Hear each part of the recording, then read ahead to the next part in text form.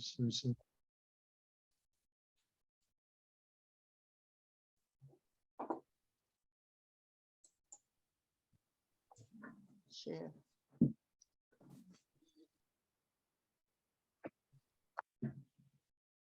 어디 읽을 차례인지 기억나십니까? 네, 기능. 65편의 1장 아, 하면 여기 네.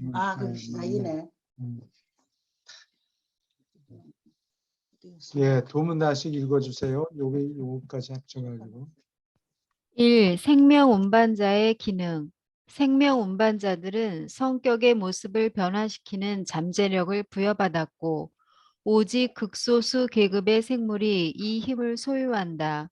이 지역 우주아들은 세 가지 다른 존재 단계에서 활동하는 능력이 있다. 그들은 보통 중간 단계의 아들로서 임무를 수행하는데 이것은 그들이 기원을 가진 상태이다.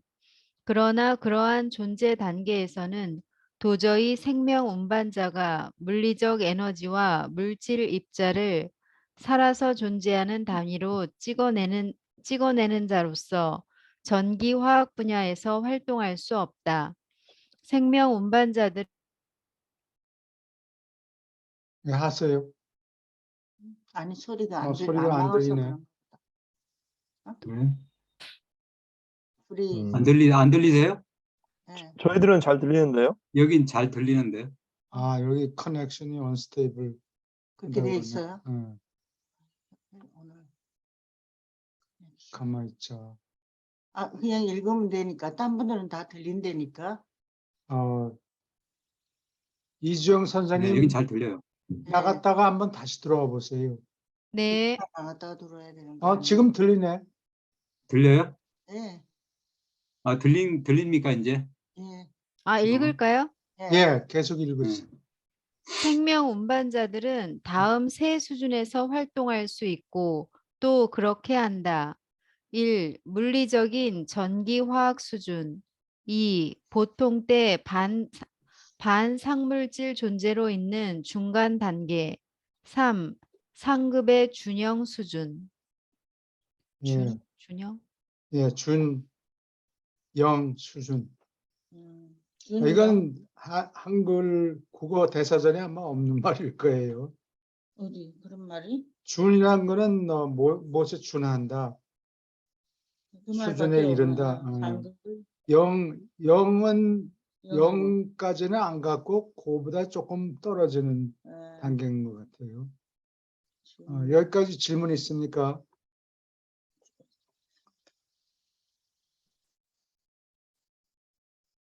이게 물질 입자들을 존재하는 단위로 찍어낸다. 이 찍어낸다는 게 모형을 만들어 가지고 복사를 하는 거죠. 찍어낸다. 화폐를 조조한다는 것을 찍어낸다. 그래 옛날에는 금돈 같은 거 찍을 때는 이렇게 총신처럼 총이 길잖아요. 장총 같은 게 긴데 네. 그런 기다란 배롱 같은 데다가 긴 못 같은 게 있어요. 그거를 거기에 들락날락하게 이렇게 할 수 있도록 만들어 놓고 그다음에 망치로 이렇게 쾅 때려요. 그러면 금이라는 게 물렁하니까 그 압력 꽝 하고 칠 때 그 형태가 뭐 지켜. 임금 얼굴이든지 황제 얼굴이든지 이런 게 거기에 나온다고. 이런 글자도 새겨져 있고 이렇게 찍어내는데 이 생명 운반자들이 이 물질 생명 존재가 이게 조합하네요. 세포들이 모여서 생명 다세포 생물이죠. 이게 처음에는 단세포 생물의 있다가 나중에 다세포 생물이 생겨나고, 그다음에 생물들, 각 생물은 또 세포가 분자가 여러 개 모여가지고 세포가 되잖아요. 그러면 이걸 찍어내서 동일하게 만든 다음에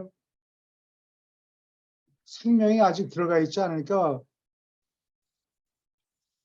그건 죽은 상태도 아니고 산 상태도 아니고 하여튼 조직은 돼 있는데 살아있는 상태는 아니에요. 근데 그때 생명 운반자를 통해서 무한한명의 불꽃이, 생명의 불꽃이 온다는 거죠. 이 중간 단계에서 활동을 탁 거는 거예요. 그러니까 이 생명 운반자가 뭐 물질 몸을 갖고 있는 게 아니고 이게 중간 상태라고 그러죠. 그러니까 덩치는 얼마나 큰지 모르겠는데 생명 운반자의 몸이 얼마나 큰지 작은지 모르겠는데 하여튼 생명이 있는 세포 안에 딱 들어가 앉아 있는 거예요. 들어가서 발동을 탁 걸어서 그 다세포 생물이 움직이기 시작하면은 그러면은 누가 조종할 필요가 없이 자동으로 움직이는 거예요. 자기 그리고 그 위에다가 이제 지성 이런 거를 덮어 씌우겠죠. 그래가지고 살아서 자기 혼자 알아서 주위에 위험이 있는가 없는가 잘 보고 뭐 길을 건너고 뭐 이런 식이죠. 그래서 물질 입자를 분자들을 여러 개 조합을 해가지고 뭘 찍어내는 거예요. 예, 찍어낸다는 게 아까 금돈 찍어내듯이 동일한 모형으로 이게 서대문 현무소 가면 매일 밥을 줘요. 밥을 뭐 이렇게 접시에다 주는 게 아니고 이 콩하고 단백질을 먹어야 되기 때문에 콩을 꼭 섞어야 돼요. 그리고 쌀하고 섞어서 밥을 한 다음에 이렇게 접시에다가 주는 게 아니고 이런 통 같은 데가 꽉 찍어가지고 준다고. 이거 먹어. 그리고 계속 찍어내면 되는데 생명 운반자들이 하는 게 똑같아요. 근데 처음에 발동을 살아있는 생명 세포들을 다 붙여놨다 그래서 그렇게 생명이 생기는 게 아니고 들어가서 발동을 걸어야 돼요. 생명 운반자가. 그 생명의 불꽃을 딱 붙여주면은 그때부터 꿈틀꿈틀 움직이는 거죠. 질문 있습니까? 이게 처음에 아직 물리적인 수준은 세포들을 전부 만들어 놨겠죠. 그 다음에 반상물질 존재로 있는 중간 단계, 이게 보통 때는 이런 모습을 하고 있죠. 보통 때 보였다가 안 보였다. 아니다. 상물질 존재로 있는 거예요. 보통 자기들끼리 모여 있을 때는 회의를 한다든가 그러면 이 형태로 있다가 새로운 생명을 시작해야 될 경우에 이제 변형이 되겠죠. 그 세포 안에 생물 안에 들어가서 발동을 걸고 그 다음에 다시 보통 상태로 돌아오는데 상급의 준영 수준은 시간이 한참 지난 다음에 자기 할 일들이 다 끝나야 될 거예요. 이게 졸업하는 단계라고 그럴까? 생명 운반자가 더 높은 수준으로 올라갔으면 좋겠는데 이게 빨리빨리 안 돼요. 이 존재들은 아주 장구한 세월을 사니까 이 다음 단계로 올라가는 게 쉽지 않은가 봐요. 시간이 오래 걸린 것 같아요. 질문 있습니까? 네, 교수님이 설명을 아주 잘 해주셨는데 네. 여기 생명 운반자들이 본래 이제 창조돼 갖고 자기들이 그 존재하는 그 수준 자체가 그냥 준영 수준이겠네요. 그러니까 생명 운반자들이 자기들이 본래 그 창조됐을 때 상태가 상태가 상물질 존재예요. 준영은 그거보다 더 상물질. 높은 단계예요. 예, 예. 준영이란 말은 영 수준은 아니지만 거에 가깝다. 예, 예. 군대 가면 장성들 할 때 보통은 소령, 중령, 대령 이렇게 소, 중, 대 이렇게 올라가는데 장성에는 이걸 계급을 하나 더 만들어 가지고 준장, 장성에 준한다. 장성이나 거의 마찬가지다 그런 뜻이에요. 그 다음에 소장, 중장, 대장 이렇게 해서 여기 준장하면 아직 별은 아닌데 저 별로 대우를 해준다 그런 뜻이에요. 그때 그런 거나 마찬가지로 영은 아닌데 영에 거의 가깝다. 영이나 거의 마찬가지다 그런 뜻이에요. 멜기세덱은 그 뭘까요? 멜기세덱은 멜기세덱. 예, 멜기세덱은 그 준영 정도 수준 되지 않을까요? 멜기세덱 뭐 보론다덱 나눠놨는데 이렇게 있는데 이들이 그 창조됐을 때 어느 정도 수준일지. 글쎄 그걸 무슨 수준이라고 얘기하기는 어려운데 예, 예. 이 하나님의 아들들 지어구주 하나님의 아들들한테는 조절자가 못 들어가요. 예, 그렇죠. 근데 이제 그 우리가 그 예루셈 뭐 저기 예. 지나가지고 구원자별 셀빙턴 같은 경우는 이제 그 상물질에서 영으로 좀 넘어가는 단계잖아요. 셀빙턴에 있는 존재들을 준영 정도 수준이라고 이해할 수 있지 않을까요? 지어구주를 떠날 때 영, 예, 새 영이 돼요. 제일 예. 밑바닥 수준부터 거쳐서 올라가요. 그러니까 그분은 아직 영이 아니잖아요. 예, 완전한 영은 뭐 졸업할 아니겠죠. 때 네, 지어구주 졸업할 때, 졸업할 때 새로 태어난 영, 아기이라고 베이비예요. 그럴까? 베이비 네. 영이 되는 거예요. 그래서 그 보론다덱이나 그런 분들은 영 수준이 아니에요. 예. 아닌 것 같아요. 영은 아니겠죠. 네. 그래서 그들이 거의 준영 상태가 아닌가. 저는 여기에 유라시아서에 언급은 맞아요. 없는데, 네. 네. 예, 저는 평소에 이제 그렇게 생각을 해왔거든요. 네. 그래서 준영 상태. 교수님 사람 생각이 눈에 보이지 어떠신지. 않을까 영과 예, 비슷하다. 영은 아니지만 영과 비슷하다. 이렇게 볼 예, 수 있죠. 예. 예,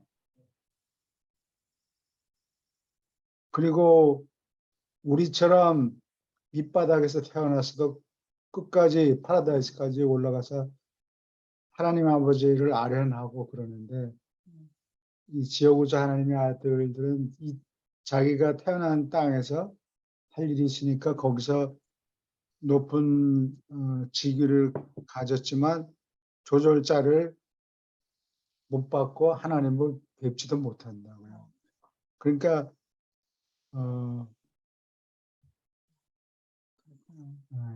높이 태어났기 때문에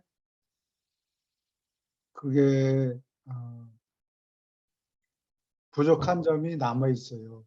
아무리 높이 태어나도 경험이 조절자를 받는 체험이 빠져 있으니까 예. 그러니까 그래서 저는 이제 발라들고 그 저택 세계가 예, 그 준상물질 정도 수준이고, 예, 그래요. 그리고 이제 예루셈이 이제 그 어떻게 보면은 초급 상물질, 그리고 이제 그 저 별자리에 그 아버지. 에덴시아 정도가 상물질에 어떻게 보면은 절정기고, 그 지역우주 본부 저 셀빙톤에 갔을 때가 그 상물질에 어떻게 보면은 그 가장 높은 단계에서 그래요. 그 준영 단계까지가 아닌가 이렇게 생각을 했었거든요. 가브리엘도 영 수준 아니에요? 근데 뭐 0에 가까운 수준이지만 이게 준영 수준이라고 딱 수준이 하나가 있는 게 아니고 네. 0과 비슷한 0에 거의 가까운 수준이라는 거니까 그 수준이 한 가지 모습만 갖고 있는 게 아니고 여러 가지 있을 수가 있겠죠. 이 책에 일일이 다 설명하지 못하고 파라다이스 시민이 한 종류만 있는 게 아니고 한 천 가지가 3,000가지인지 1,000가지인지 있다고 그래요. 그러니까 뭐 역할에 따라서 많이 차이가 있을 거예요.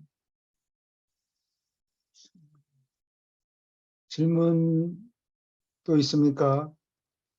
없으면 계속 읽어주세요.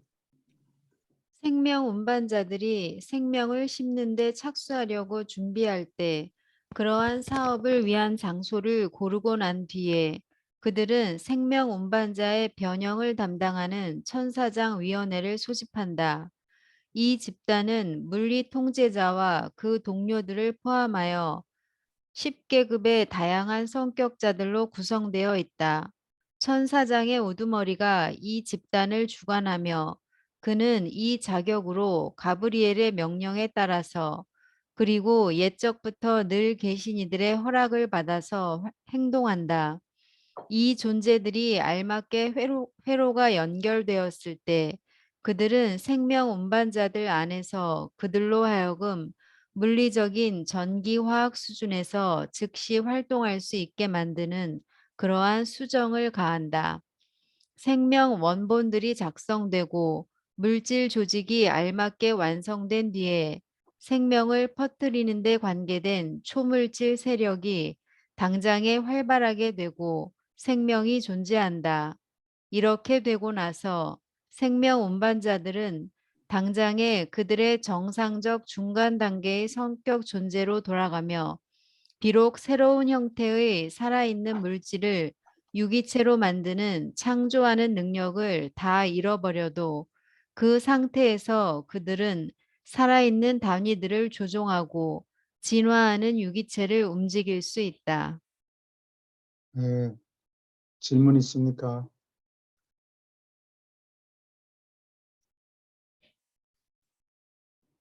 여기 생명 원본들이 작성되고 조직이 완성된 다음에 이 생명 운반자가 무슨 생명을 이렇게 들고 이리 왔다 저리 가고 뭐 그러는 게 아니고 자기 몸속에 무한한 영이 보내준 생명을 이렇게 품고 다니는 거예요. 불을 붙이는 역할을 하는 것 같아요. 자기가 생명을 만들어내고 살아있는 거를 움직인다 그런 뜻이 아니고 생명의 불꽃이 무한한 영이 준 불꽃이 생명 운반자의 몸 안에 있는 거예요. 그러니까 가서 발동을 탁 그래서 불을 붙여서 자기 발로 움직이게 이제부터 네가 알아서 해. 너 마음대로 다녀 하고 내보낼 수 있는 거예요. 그렇게 된 다음에는 그 상태가 오래 계속되는 게 아니고 발동을 딱 걸면은 자동으로 중간 상태로 돌아간다. 그런 뜻이겠죠. 교수님, 이 글에 의하면 네, 그 생명체의 진화 같은 것도 결국은 이 생명 운반자들이 좀 조절할 수 있는 거네요. 신화. 그렇죠. 돌연변이도 한계가 있죠. 돌연변이. 근데 여기 책에 보면 진화 과정에서 미싱 링크라는 게 있어요. 이게 뭐 진화 공부를 하면 척추동물 척추동물이 어디서 생기는 거니 물고기 생기잖아요. 처음에는 물고기가 척추가 없다가 갑자기 척추를 가지고 태어난다고. 그럴 때 이중 왜 그런 얘기를 하지? 질문이 뭐였나? 진화. 진화.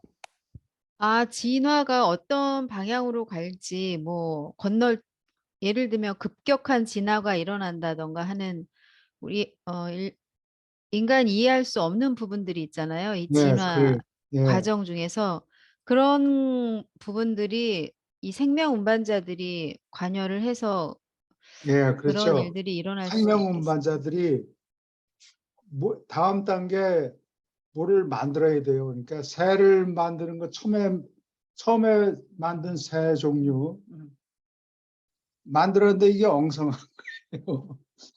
뼈가 없는 새는 아니겠죠. 처음에 생명 운반자들이 만든 그 새가 공룡 뭐 이런 거 비슷하게 나르는 공룡. 잘 서바이벌은 못했어요. 살아남지 못하고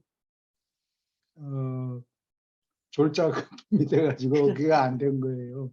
처음에 안 되고 그 다음에도 안 되고 마지막에 세 번째 한 거는 그 파충류에서 공룡에서 새로 넘어가는 과정이죠. 그거를 겨우 어떻게 만들었다고 그래요. 그러니까 그 중국에는 이 공룡 화석이 많아요. 그래? 그래서 홍콩에 있을 때도 뭐 공룡 알 뭐 이런 거를 막 어디 가면 살 수 있다고 그래요. 그래? 공룡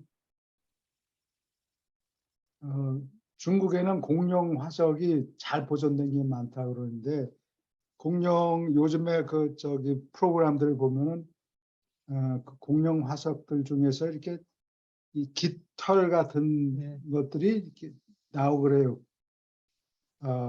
아무도 아직 안 써봐가지고. 그러니까 새처럼 깃을 달고 있더라고.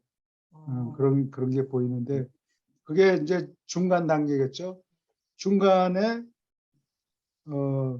생명 운반자들이 다음 단계로 진화를 해야 되는데 이게 동물이 새끼를 낳고 뭐 이런 게 아니고 중간에 하나를 다시 만들어야 돼요. 저기 공룡 뼈가 저 중국에 고비 예. 사막 근처에 가면 많이 있는가 보더라고요. 예, 고비 사막. 옛날에는 그 고비 사막이 아마 그 초원지대였는가 봐요. 그러니까 이제 그쪽에 이제 먹이가 그렇죠. 많이 있으니까 예. 아마 공룡들이 그쪽에 서식을 많이 했고, 그리고 이제 그쪽이 이제 건조하다 보니까 뭐 수천만 년, 수억 년이 이게 지나도 수천만 년이 지나도 이제 이게 공룡 뼈 같은 게 이런 게 남아 보존이 돼 있는 거죠, 이게. 그러니까 이제 이 돌연변이가 자연적으로 일어나는 거 말고 돌연변 중에서도 이렇게 점프할 경우가 있어요. 그 돌연변이가 생기면은 그 중간 단계가 꼭 있어야 되는데 그거는 학자들이 찾으면 나오겠죠. 근데 아무리 뒤져봐도 니들이 미싱 링크라고 얘기하는 거는 찾아낼 수가 없다. 왜냐하면 없었기 때문에. 그러니까 그러한 돌연변이는 진화로 생기는 돌연변이가 아니고 생명 운반자들이 따로 만들어내는. 따로 모형을 예를 들어서 파충류를 만들어내면 파충류가 이 등뼈가 있어야 된단 말이에요. 그 등뼈가 어디서 나오는 거니? 물고기에서 등뼈가 시작이 나와요. 되는 거예요. 그러니까 이 진화 돌연변이 중에도 그냥 한참 껑충 뛰어넘는 경우가 있는데 그때가 이 생명 운반자들이 그 전에 있는 모델을 가지고 거기서 어떤 뭐 등뼈면 등뼈 무슨 다른 특성이면 특성을 뽑아가지고 그걸 가지고 뭐를 다리를 붙이고 뭐를 붙이고 뭐 이렇게 해서 만들어서 날아가는 새가 되도록 만들었는데 그게 오래 살질 못하고 그냥 폭삭하고 실패적인가 보지. 실패작이 된 것들이 많다. 근데 그건 니들이 아무리 미싱 링크 찾아봐도 소용없다. 왜냐면 없었기 때문에. 지렁이는 그러면 등뼈가 없잖아요. 그거는 등뼈가 생기기 이전 모델에서 진화된 거죠. 그냥. 예. 그 유라시아 책에 어디에 그게 나오는 것 같은데 제가 굉장히 그 인상 깊게 봤던 내용 중에 하나가 이게 이제 진화가 되는 과정에서 생명 운반자들의 기대만큼 진화가 안 되면 생명 운반자들이 그 상물질 존재니까 그 예. 개체 속으로 쑥 들어가가지고 예. 그 진화를 빨리 그 진화하도록 촉진시키는 그런 역할도 하는 걸로 어디서 본 것 같았어요. 그런지는 모르겠는데 하여튼 새 사건을 만들어 가지고 발동을 걸어서 움직이게 만들었는데 일단 만들었는데 그게 병신같이 뭐 잘 못해가지고 엉성하게 만들어가지고 뭐가 잘 서바이브 못하는 거예요. 그러면 그게 실패작이 되고 새끼를 낳아야 되는데 새끼도 못 낳고 그냥 폭삭 주저앉아 버린 케이스가 있었다. 그러니까 그 공룡에서 새로 넘어가는 거를 2번인가 했는데 실패했고 그 옛날 화석이 있는데 그 보면은 그 미술가들이 아마 만들어냈겠죠. 그 나르는 공룡 모습 뭐 날개 이만큼 이렇게 펼치고 그런 게 옛날에 있었는데 그거는 거기서 새가 진화한 게 아니라는 거죠. 아 그래? 네. 사람이 그거는 했던 실패작이고 예. 다른 데서 이 파충류에서 새로 넘어가는지 포유동물이 넘어가는지 2개가 아마 다 있을 거예요. 파충류에서 몸 덩치가 파충류 공룡은 문제가 뭔가니 덩치가 너무 커서 먹을 걸 많이 먹으니까 주위에 먹을 걸 다 먹어버려가지고. 그래서 그거는 공룡은 살아남지 못했고 파충류에서 이 매몰 포유동물로 넘어가잖아요. 그러니까 포유동물은 디맨드가 많이 없어요. 그러니까 많이 안 먹으니까 조금만 먹고도 살아남을 수 있고 재빨리 왔다 갔다 움직이고 그러니까 그리고 포유동물에서부터 이제 이 공룡의 비늘 같은 게 이제 털로 변해버리고 이렇게 된다. 생명 문자들이 되게 재밌었겠네. 그래서 중국에 나온 공룡 화석을 보면은 이 깃 같은 게 있는데 거기에 또 보들보들한 털 같은 게 보이고 그렇다. 그렇죠. 이주영 선생님 그 질문 내용대로 하자면은 그 생명 운반자들이 그 의지를 가진 인간이 나오기 전까지는 굉장히 진화 과정에 적극적으로 개입을 한다고 이해를 해도 되겠죠. 예, 예. 예.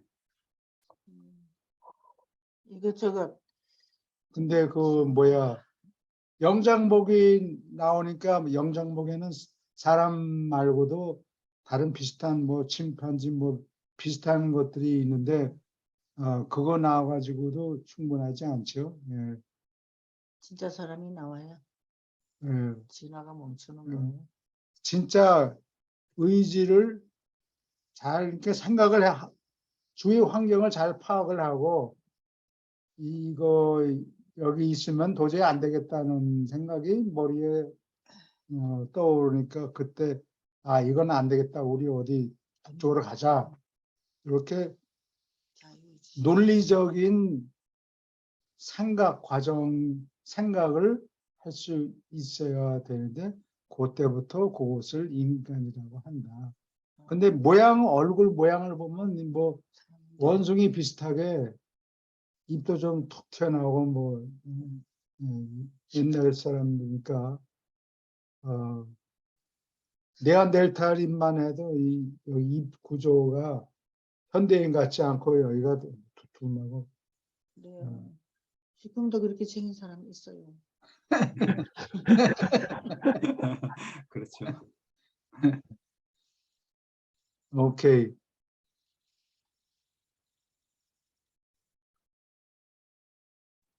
그래서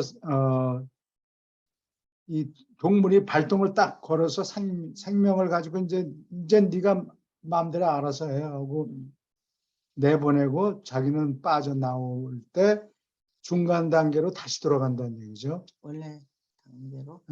원래 중간 원래 아까, 단계로 다시 돌아가는데 그때는 창조하는 능력, 생명의 불꽃을 한번 전해줬으면 그걸 또 막 생기는 게 아니고 그냥 그런 능력은 없어지는 창조 거죠. 능력을 잃어버린다. 그래도 계속 그 살아있는 생명을 조종을 할 수 있다. 네. 근데 이 생명 운반자들이 이렇게 모형을 만들어 놓고 발동을 거는 것을 딱 한 번 하는 게 아니고 여러 번 했을 거 아니에요.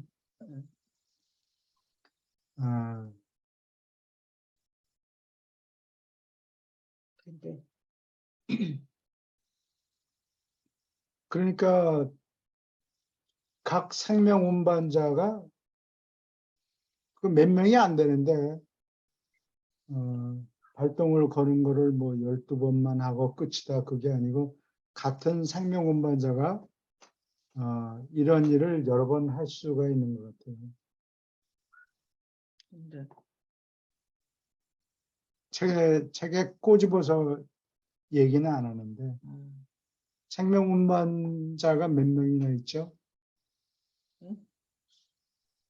몰라요. 잠깐만. 나중에 한번 좀 봅시다. 12인 것 같은데. 12? 오케이. 계속 읽어주세요. 유기체의 진화가 어떤 과정을 다 밟고 나서 인간 종류의 자유의지가 가장 높은 진화 유기체에서 나타난 뒤에 생명 운반자들은 그 행성을 떠나든지 아니면 포기 서약을 해야 한다. 다시 말해서 유기체의 진화 과정에 더 영향을 주려는 어떤 시도도 삼가겠다고 서약해야 한다.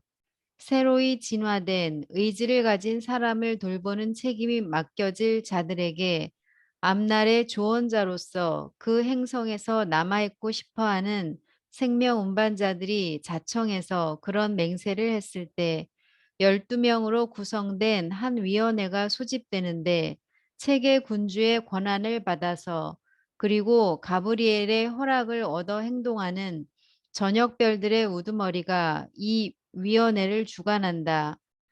당장의 이 생명 운반자들은 셋째 단계의 성격 존재, 준영 수준의 존재로 변화된다. 나는 유란시아에서 이 셋째 단계의 존재에서 안동과 폰타의 시절 이후로 늘 활동해 왔다. 우주가 빛과 생명 속에 안정될 수 있을 때 온전히 영이 되는 가능한 제4단계의 존재가 되기를 우리는 기대한다. 그러나 바람직한 이 상급지위를 우리가 무슨 기법으로 이룰 수 있는지 우리에게 결코 밝혀진 적이 없다. 자기들도 잘 모르고. 여기에는 교수님 여기에는 이제 자기들이 준영 수준이라고 여기는 이야기를 하네요. 예. 네, 얘기를 하고 있네. 이렇게 내가 준영 수준이다 이렇게 직접적으로 자기가 어떤 상태인지 얘기하는 거 이게 처음인 것 같은데요. 아, 그래? 네, 이거 말고는 어디서 딴 데서 못 본 것 같아요. 예, 그래요. 아직 네. 영위되지는 못했지만 아까 준영 예. 수준이라 그랬어요? 예, 예. 그랬어요? 아, 여기 있네요. 준영 수준이라고 자기들이. 근데 이게 생명 운반자가 몇 명이 왔다. 가져올까? 음, 근데 하여튼 12명보다 더 많은지 적은지 그거는 생명 운반자가? 얘기가 없는데 하여튼 떠날 때 12자 위원회를 소집해 가지고 그 중에서 남아 있고 싶은 자원자는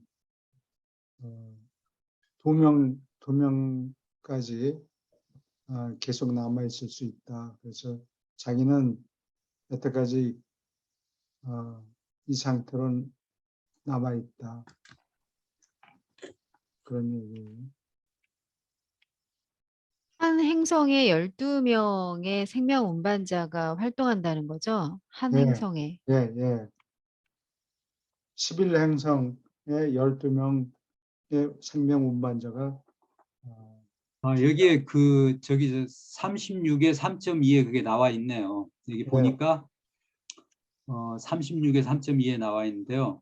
예, 새로운 세계에 생명을 심도록 위임된 생명 운반자 집단은 보통 100명의 선임 운반자들, 그리고 100명의 조수들, 그리고 1000명의 관리자들로 구성된다. 이렇게 나와 있네요. 아, 이게 이제 12명이 있는 거는 이렇게 해가지고 그 의지를 가진 인간이 이제 나오고 난 다음에 이들이 다 떠나고 난 다음에 남아있는 존재들, 지구에 남아있는 존재들이 아마 예, 그래요. 12명일 거예요. 어떻게 네. 하나 예, 감사합니다. 참 감사합니다. 이것대로 하자면 1200명이 와서 있다는 얘기네요. 1200명이 지구에. 그걸 다시 한번 읽어주세요. 네, 새로운 세계의 생명을 심도록 위임된 생명 운반자 집단은 보통 100명의 선임 운반자들, 100명의 조수들, 1000명의 관리자들로 구성된다. 어,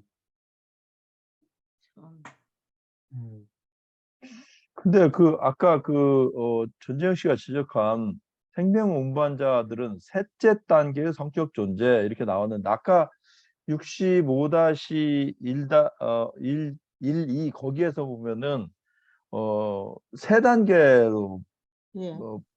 활동한다고 그랬거든요. 이거는 세 번째 단계의 성격 존재죠. 준영 단계는 세미영 단계고 그 위에 올라가면 상물질 존재의 중간 단계, 그 다음에 물리 전기 화학적 수준. 그러면 예, 원래 이제 물리 전기 화학적 단계는 이게 앞인가 어딘가 그런 게 나와요. 그 부분은 아주 낮은 단계의 수준으로서 그러니까 예, 일곱 보조형들이 간섭을 할 수 없는 단계예요. 그래서 동력 물리 통제자들인가가 컨트롤하는데, 그러니까 생명 운반자들이 어느 한 수준으로 한 레벨로, 그러니까 뭐 준형 수준, 세미형 수준이라든지 거기에서만 존재하는 게 아니고 아까 전재영 씨가 얘기했듯이 뭐 상위 레벨은 몇 명, 중간 레벨은 몇 명, 하위 레벨은 몇 명이듯이 아까에서도 그 상물질 그 중간 단계도 있거든요, 또. 그래서 이 생명 운반자들이 꼭 준형 수준이라고는 말할 수 없을 것 같아요.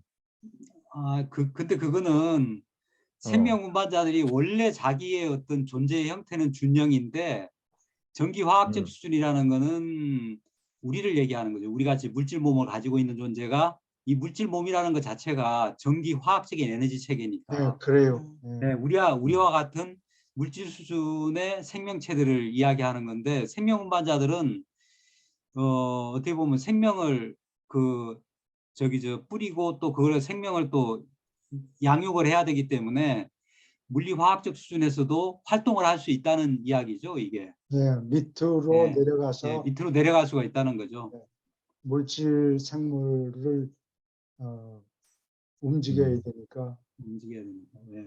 아니 그러니까 이분들이 꼭 준형이라고 하는 것은 없잖아요. 왜냐하면 그 수준에서 활동을 할 뿐이지 전기 화학적 수준에서도 컨트롤해서 진화 발전시키고 또 상물질 존재에 있는 중간 단계에서도 컨트롤하고 또 균형 단계에서도 그 수준에서 움직인다는 것이 그분들의 존재가 꼭 균형 단계라고는 명시되어 있지 않거든요. 네, 그러니까 그래요. 65-1-2의 생명 운반자들은 다음 세 수준에서 활동할 수 있고 또 그렇게 한다. 그러니까 그 수준에서 활동하고 그러니까 이렇게 하는 이유는 진화 발전시키고 성장시키기 위한 그 사람들의 역할, 그리고 어느 정도 진화 발전되고 그것을 안정된 수준으로 그 운영을 하기 위한 그 수준에서 컨트롤한다는 개념이지. 저는 그렇게 인식이 되거든요. 이해가 되거든요. 그 아니, 중간 근데 단계에서 제가 이해한 거는 전기화학적 그 수준하고 반상물질 수준하고 이렇게 생명마저 준영 수준하고 세 가지 상태로 이렇게 존재를 변형을 시킬 수가 있는데, 그 전기화학적 수준이나 반상물질 수준으로 간다는 거는 이 사람들이 일을 할 때고, 그 물질 몸이나 이런 거에 들어가 가지고 이들이 그 생명 운반자로서 역할을 할 때는 그러니까 이런 수준으로 이제 머물러 있는데, 이들이 이제 그 진화 과정에 개입을 안 하고 그냥 지켜보는 존재로 있을 때는 그 준영 수준으로 돌아가는 게 아닌가. 아까 이쪽으로 교수님, 돌아간다 그러지 않았어? 예, 어떠시죠? 이게 제가 드린 말씀이. 분열이 있고. 예, 65-1, 저는 그렇게 이해를 2로 했는데. 한번 넘어가 보시죠, 교수님. 아, 여기 있네요. 62-1-2에서 1, 2. 65.12요. 여기요? 예. 아니요. 예, 예. 생명 운반자들은 다음 세 수준에서 활동할 수 있고 또 그렇게 한다. 이 활동할 수 있다는 것이지, 그러니까 저는 이해를 할 때 그 낮은 단계에서부터 진화 발전시켜서 쭉 하는 이 사람들의 일하는 영역을 얘기하는 것이지 이 사람들의 존재 상태를 얘기하지 않는다라고 생각이 좀 이해가 되거든요. 1, 2, 3단계가. 전재영 씨, 뭐 그 예, 예, 말은 맞는 것 같으네. 예, 예. 그래서 오케이.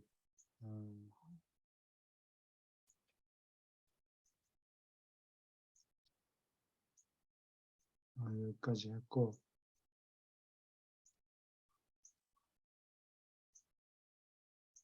저기 뭐, 예수님 편을 넘어가요? 어, 그렇게 빨리 넘어가려고요? 이 빨리.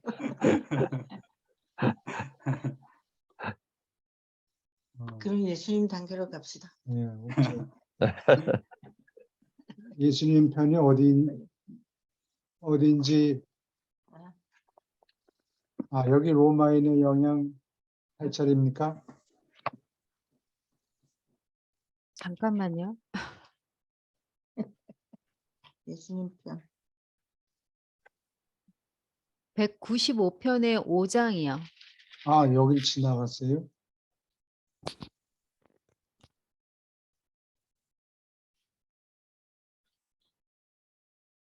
암흑시대 이거 지는 거였지.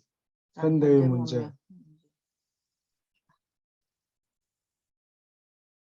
예, 어느 분이 읽으시겠습니까? 제가 제가 읽겠습니다. 읽겠습니다. 응? 재영이 읽어. 5. 현대의 문제. 20세기는 기독교와 모든 다른 종교가 풀어야 할 새로운 문제를 가져왔다. 문명이 높이 올라가면 갈수록 사회를 안정시키고 그 물질적 문제를 쉽게 해결하려고 사람이 온갖 노력을 기울이면서 먼저 하늘에 있는 실체들을 찾는 의무가 더 필요하게 된다. 토막토막 자르고 격리하고 고립시키고 지나치게 분석했을 때 진리는 때때로 사람을 헛갈리게 하고 잘못 인도하기도 한다. 살아있는 진리는 물질과학의 사실로서 또는 중간에 있는 예술의 영감으로서 받아들이는 것이 아니라 살아있는 영적 현실로서 통째로 받아들일 때에야 진리 추구자를 바르게 가르친다. 여기 현대 과학에는 분석을 하잖아요. 분석을 한다는 게 조각조각 내 가지고 검토하고 요모 조모 살펴보는 태도를 얘기하는데, 그거는 과학적인 정보를 얻을 때 그 과정이 유용하겠죠. 예. 근데 항상 그렇게 하면 안 된다는 얘기죠. 여기는 잘못에 빠질 수도 있다. 잘못 인도하기도 한다. 네. 여기 내가 얘기했나 모르겠는데 사람이 혼을 가지고 있는가? 그러면 과학자들은 증명해봐, 쇼미, 예. 증명해봐. 그러면 뭐 증명 자료를 내놓을 게 없잖아요. 그러면 과학적인 증거가 없으니까, 그것이 존재한다는 과학적인 증거가 없으니까 그건 없는 거다, 이렇게 얘기를 한다. 근데 그거는 논리의 과정이 잘못된 거예요.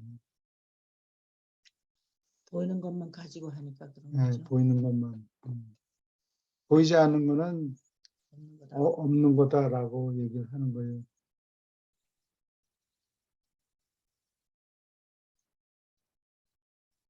우리가 사는 세계는 보이지 않는 분들이 활동을 활발하게 하고 계시잖아요.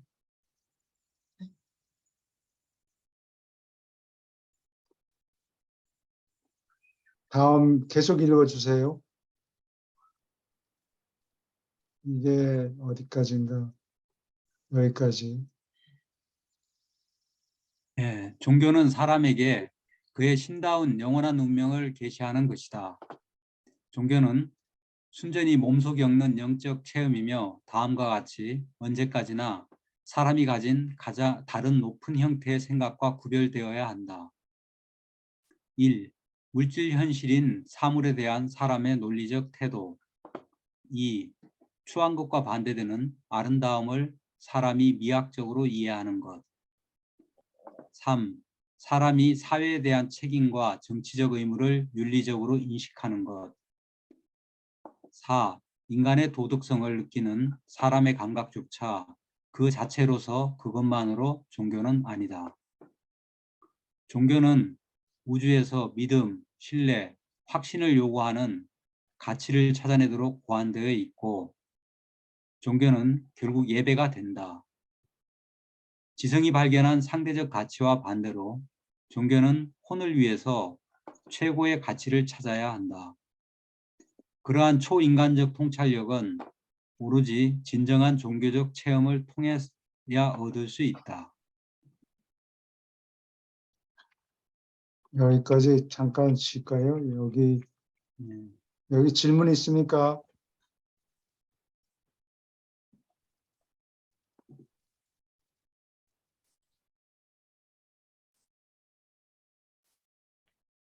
사람들이 과학적인 방법을 써먹을 곳이 있는데, 과학적인 방법을 만사에 다 적용을 하려고 그런다고. 그렇죠. 근데 사람의 영적인 수준을 재라 그러면은 줄자를 갖고 와서 자꾸 질 수가 없죠. 뭐 재려고 나타나는데 줄자를 가지고 사람의 영적 수준을 잴 수가 없잖아요. 그래서 사물에 대한 거는 논리적인 태도, 과학적인 태도가 맞고, 또 의무를 의식하고 도덕성을 느끼는 거는 이게 신을 예배하는 거하고 상관이 있어요. 도덕성을 느끼는 거는 신의 존재를 생각하는 것만 의식하는 거라고 볼 수 있는데, 그것만 가지고는 종교적인 느낌만 가지고는 종교가 안 되겠죠. 실천을 해야 되니까. 훨씬 더 세야 돼요. 그런 느낌을 도덕성이 하나님을 믿는다는 증거인데 하나님을 믿지 않고 사람이 도덕적이 되느냐? 그건 아마 아닌 건가요? 예, 그 사람들이 아마 토론을 했을지 몰라요. 누군가 했겠죠. 예. 어디서? 이 땅에서? 이 땅에서 네. 하나님을 믿지 않고서 사람이 도덕적일 수 있다, 아니면 없다. 토론이 있었을 거예요, 누군가. 거기 있지 않았어요? 우리 공부하기 전에 이 땅에서 해봐야 20년밖에 안 되는데. 질문 있습니까? 예, 그러면 계속 읽어주세요. 도덕성을 우리가 느끼는 게 생각 조절자가 올 때 예, 읽어주세요. 5살 네. 그때금 느끼지 않아요? 중력이 없는 태양계처럼 영적 실체에 근거를 둔 도덕이 없이 사회 체계는 오래도록 유지될 수 없다. 육체를 입고서 잠시 사는 일생에 호기심을 채우거나 혼 속에서 솟아오르는 잠재 모험심을 모두 만족시키려고 애쓰지 말라. 참아라. 값싸고 더러운 모험으로 멋대로 돌진하고 싶은 유혹에 빠지지 말라. 너의 에너지를 활용하고 정열의 고삐를 쥐라. 차분히 있고 진보하는 모험과 가슴 뚫리는 발견이 가득한 생애, 끝없는 생애가 장엄하게 펼쳐지기를 기다리라.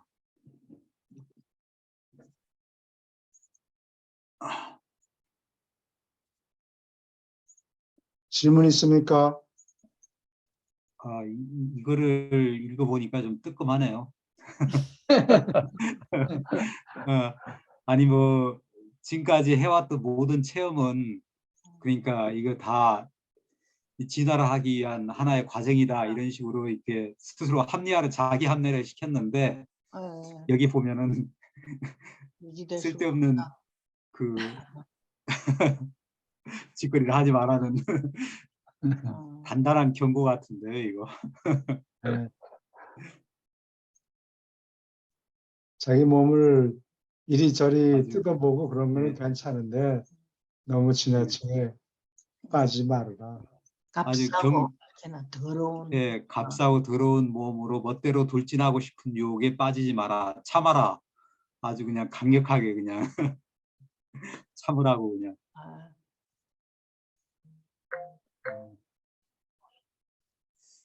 예, 계속 읽어주세요. 사람의 기원이 어디에 있는가 혼란에 빠져 사람의 영원한 문명을 못 보고 놓치지 말라. 예수가 어린아이들조차 사랑했다는 것, 인격이 큰 가치가 있음을 분명히 밝혔다는 것을 언제까지나 잊지 말라. 세상을 볼 때 너희가 보는 악한 검은 조각들은 궁극의 선한 하얀 배경과 대조해서 나타나는 것을 기억하라. 너희는 단지 까만 악의 배경에 초라하게 보이는 하얀 선의 조각들을 구경하는 것이 아니다. 예, 이거 사람들 특히 기독교인들 중에 그런 사람들이 많은 것 같은데 이 세상에 온통 악으로 가득하고 이거 살기 힘들다 하나님 나를 건져달라 그런 식으로 생각하는 사람들이 있는데 그게 아니고 그 상황을 잘 파악을 해야 돼요. 온통 세상에 악이 가득하고 그중에 어쩌다가 흰 점이 몇 개, 착한 사람들이 그중에 몇 명 섞여 있다 이렇게 생각하는데 그게 틀렸다 이거예요. 그게 아니고 온 세상은 온 우주는 착한 존재들이 가득하고 아? 이따금 여기저기 검은 존재들이. 검은 존재들이 있다 그 얘기예요. 아, 그래요? 희망을 가지고 이렇게 네. 심각한 얼굴을 하고 우는 신용하고 그러지 말라는 거예요. 세상에 대해서 걱정하지 말고 너 자신을 걱정해라. 그 얘기 같네. 그리고 사람들이 어린아이들조차 다 중요하니까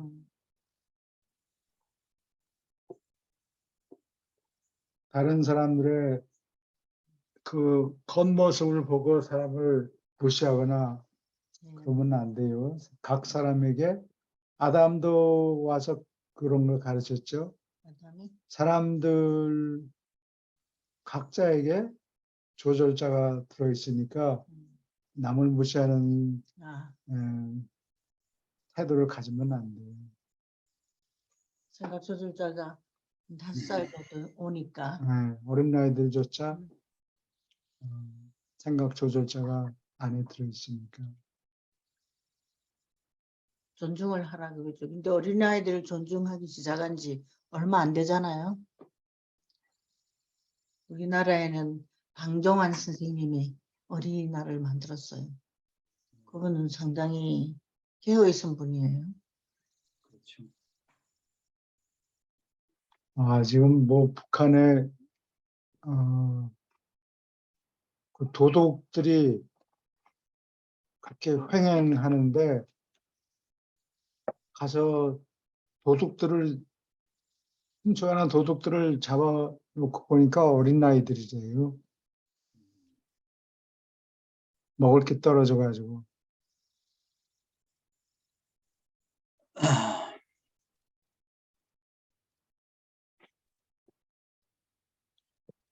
질문 있습니까? 계속 읽어주세요.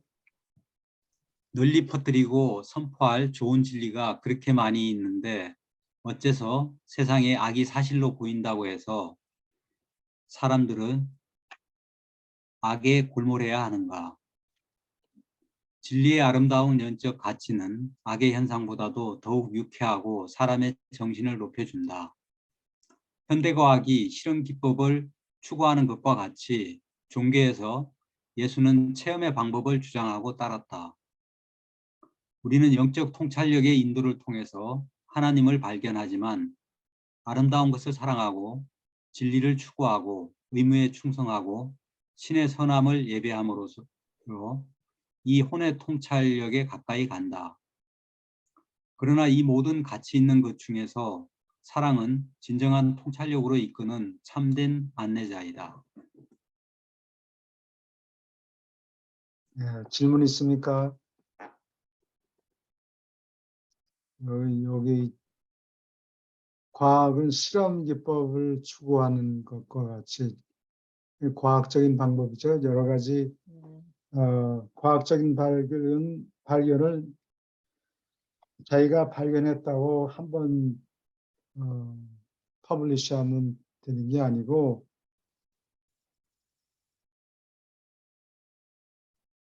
혹시 잘못 판단할 경우도 있거든요. 그러니까 여러 번 과학에서는 실험하는 방법을 쓰는데 그것도 여러 번 해요. 그래서 일단 발표가 되면은 그게 절대적으로 옳은지는 잘 모르지만 하여튼 누가 증명하면 그거를 믿어주고 단지 그렇다고 해서 과학적인 분석을 더 그만둔다는 얘기는 안 해요. 다른 사람들이 다시 검증을 하려고 다시 실험해보고 그러면 다시 실험하면 전에 얘기가 맞았다든지 틀렸다든지 판결이 나겠죠. 그래서 과학적인 방법은 일단 누가 증명하면 그걸 믿어줘요. 반증되는 실험이 나타날 때까지 틀렸다는 게 증명이 되기 전까지는 그거를 믿어줘요. 그리고 이 과학적인 방법은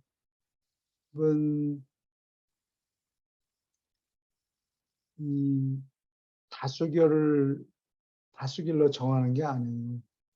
아까 민주주의 얘기가 나오고 그러는데 과학에서는 다수결로 정하는 게 아니고 전문가가 한 사람이 증명하면 그걸로 끝이에요.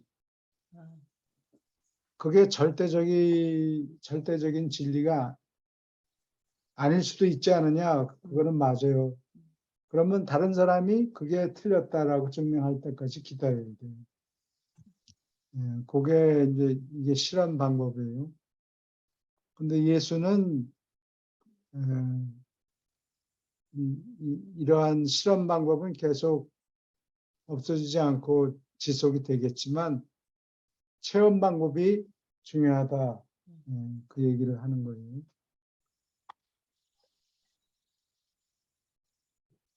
그렇구나.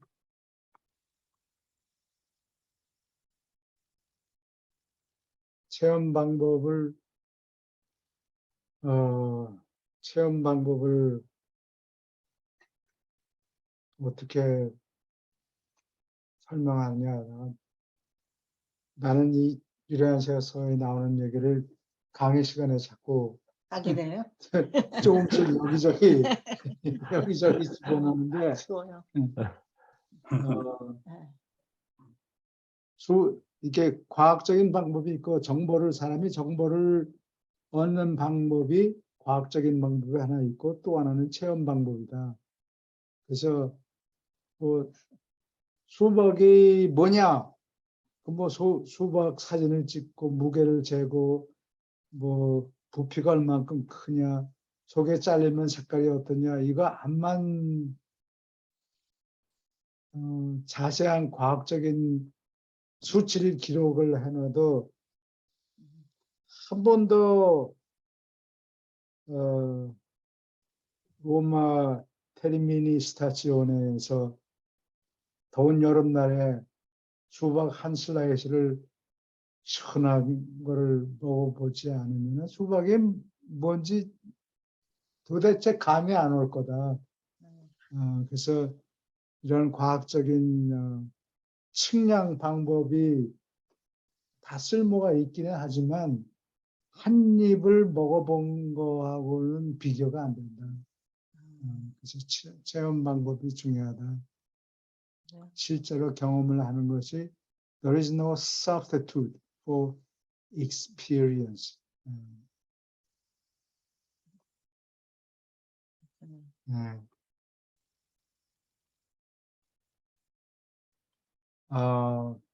계속 두 문단 읽어주세요. 예. 여기가 육- 중대한 대목이에요. 그래요? 예. 과학자는 뜻하지 않게 인류를 유물론의 공포로 몰아넣었다. 그들은 영원한 도덕 은행에서 경솔하게 지불 청구를 시작했지만 이 인간 체험의 은행은 광대한 영적 재산을 가졌고 그 은행에 대한 지불 청구를 들어줄 수 있다. 오로지 생각이 모자라는 사람들이 인류의 영적 자산이 충분히 있는가 공포에 빠진다. 유물론적이고 세속적인 공포가 끝날 때 예수는 종교가 파산되지 않은 것이 드러날 것이다. 하늘나라의 영적 은행은 예수의 이름으로 꺼내 쓰는 모든 사람에게 믿음과 소망을 보여주고 도덕적 보장을 줄 것이다. 유물론과 예수의 가르침 사이에 어떤 명백한 갈등이 있든지 상관없이 너희는 다가오는 시대에 주의 가르침이 완전히 성리할 것을 확신할 수 있다. 실제로 참 종교는 과학과 어떤 논쟁에도 말려들 수 없고 어떤 면에서도 물질적 일에 관여하지 않는다. 종교는 다만 과학에 개의하지 않지만 과학과 공감하며 한편 그 과학자에게 최대의 관심을 기울인다. 여기 이게 굉장히 어려운 얘기인데 나도 의미를 잘 모르겠어요. 유물론이라는 거는 오직 물질이라는 글자 그대로 해석하면 오직 물질, 온 우주는 오직 물질이다. 나머지 딴 거 뭐 사람의 혼이고 영이고 다 헛소리하지 마라. 왜냐면 너 보여줄 수가 없지. 그러니까 그거 다 헛거야. 뭐 그게 유물론이에요. 공산당도 유물론 한파죠. 유물주의를 믿는 사람들이었어요.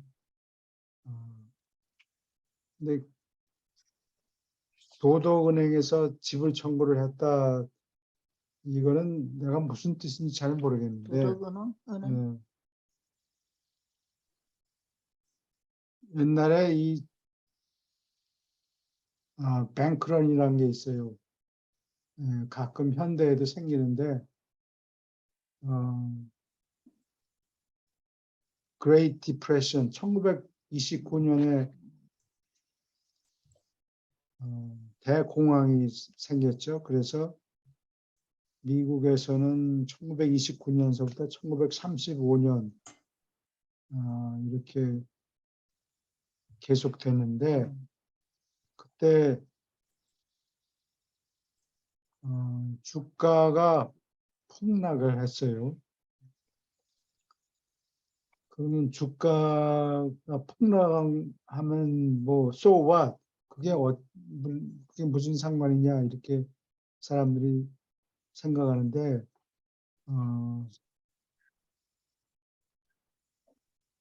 주가가 폭락을 한다는 게 무슨 소리냐? 사람이 주식을 사잖아요. 그러면 처음에는 자기가 예를 들어서 100만 원을 갖고 있다 그러면 100만 원은 얼마 안 되지. 100만 달러를 갖고 있다 그러면은 그거를 가지고 주식을 사면 그 주가가 오를 수도 있고 내려갈 수도 있고 그래요. 그러면 자기가 있는 돈 가지고 주식을 사면 그걸로 됐는데 그 산 주식이 올라가면 올라갔을 때 팔면 이익을 남기고 잘못해서 값이 떨어졌을 때 팔으면 본전이 안 나오죠. 그럼 손해를 본다고요. 근데 그러다가 보니까 돈은 100만 불밖에 없는데 1000만 주식을 더 살 수 있어요. 1000만 불어치 주식을 살 수가 있어요. 그거를 은행에서 그건 마진이라고 그래요. 1000만 불어치 돈은 100만 불밖에 없는데 마진 리ኳ이먼트가 10%면은 자기가 사는 값에 1000만 불어치 주식을 사고 싶은데 그거에 대해서 10%를 은행에 저금을 해놔야 돼요.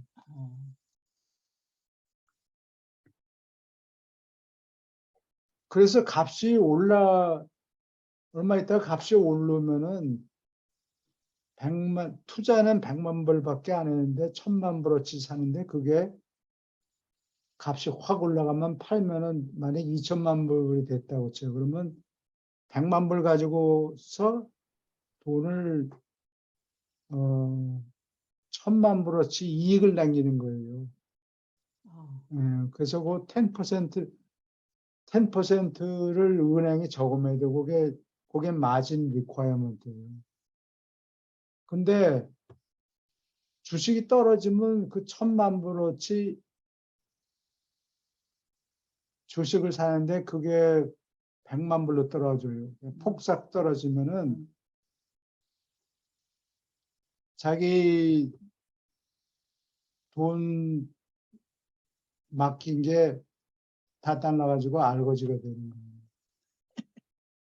거예요. 빚을 많이 지겠네. 그렇게 하면 안 되는데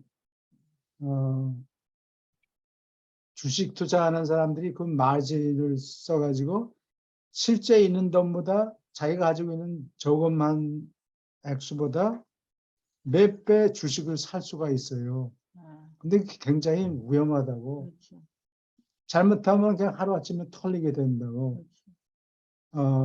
그러니까 이게 홍콩에서 2000 홍콩에 내가 2000 몇 년인가 2002년에 가고 4년에 가고 그랬는데 하여튼 그때쯤에 홍콩의 집값들이 그냥 폭락했어요. 폭락했어요. 그래서 은행에서 돈을 빌려서 샀는데 그 집값이 너무 떨어져 가지고 음. 그거를 팔면은 본전이 안 나오고 빚더미에 앉게 생겼어요. 그래가지고 한참 홍콩 사람들이 고생을 했는데, 그러면 주식을 잔뜩 가지고 있다고 껍적거리던 사람이 실제 조국을 보면은 빚이 잔뜩 있다고. 그러면 그 사람한테 돈 빌린 사람들이 저 친구가 돈이 있나 그러고 하여튼 은행에 가서 돈을 찾아요. 그러면 은행이 그런 사람들이 대공황 때 막 저 빌딩에 올라가서 떨어져 자살해요. 자살해서 떨어져서 자살한 사람들이 이렇게 많다고 1929년에. 그러면 은행에 그런 사람들이 하나둘 늘어나면 은행에 가요. 집을 청구를 해요. 내 돈 저금해 놓은 거 달라. 그럼 은행이 돈이 없는 거야. 그런 사람들이 하도 많아가지고. 그게 집을 청구해요. 그게. 집을 청구하면 그게 뱅크런이라고 하는데, 은행이 돈이 네가 100만 불을 저금하긴 했는데 돈이 없다. 돈을 못 주겠어.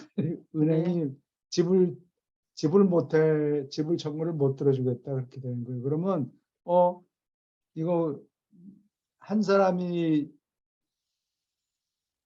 집을 청구했는데 못 들어주겠다 그러면 그게 소문이 나죠. 네. 전부 내 돈 하고 은행에 찾아온다고. 그게 아. 뱅크런이에요. 또 어떻게 그러니까 되는 거예요? 그 뱅크가 파산이 되죠. 그리고 저금해 놓은 건 다 헛게 되고. 그러면 저기 그게 그러니까 이 은행이 돈이 없네. 그러면 그냥 갑자기 여태까지 가만히 있던 사람들이 집을 청구를 지금 전부 은행에 와서 돈 내놓으라고 그러는 거예요. 그럼부터 은행에서 돈을 못 내주고 그 은행이 망해요. 그러면 다른 은행은 또 마찬가지죠. 그러니까 갑자기 여러 은행이 전부 다 폭삭 망하는 거예요. 다 파산해요. 그래서 이게 지금 무슨 얘기냐?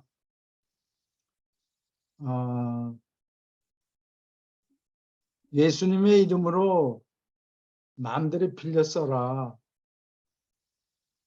예수님이 가르친 걸 믿고 마음대로 투자해라. 그런 얘기예요. 아무리 많이 청구를 해도 우리는 다 들어줄 수 있다. 하늘에서 그럴 수 네, 있잖아요. 하늘에서 그럴 수 그렇죠. 있다. 그걸 얘기하는 거예요. 그렇게 해도 예수의 종교는 파산되지 않는다. 아, 예수님의 이름으로 아무리 꺼냈어도 다 들어줄 수 있다. 믿음과 소망을 주고 도덕적 보장을 줄 것이다. 보장하니까 아무 걱정하지 말고 마음대로 예수님한테 투자해라. 그런 얘기예요. 이거야말로 수지 맞는 장사네요. 네?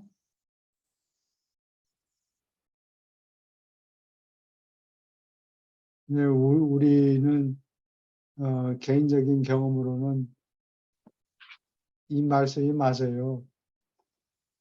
네.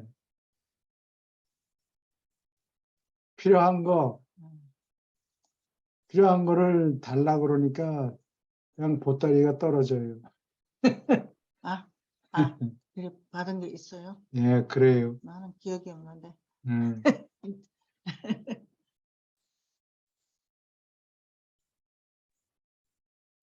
예수님의 이름으로 일을 하면 아무리 많이 꺼냈어도 괜찮다. 믿고 써라. 무슨 갈등이 있느냐? 유물론하고 예수님의 가르침 사이에 이게 서로 평행이 안 돼요. 아니 아무리 가도 둘이 만나지는 않아요. 유물론하고 예수님의 가르침은 만나지 않고 평행이에요. 안 된다 그러죠. 과학하고 과학적인 방법으로 예수님의 가르침을 증명할 수도 없고 반대 증명할 수도 없고 그래요. 그렇다고 과학을 무시하는 건 아니고. 질문 있습니까? 여기 오신 분들은 다 그래서 온 거 아닙니까? 공부하러.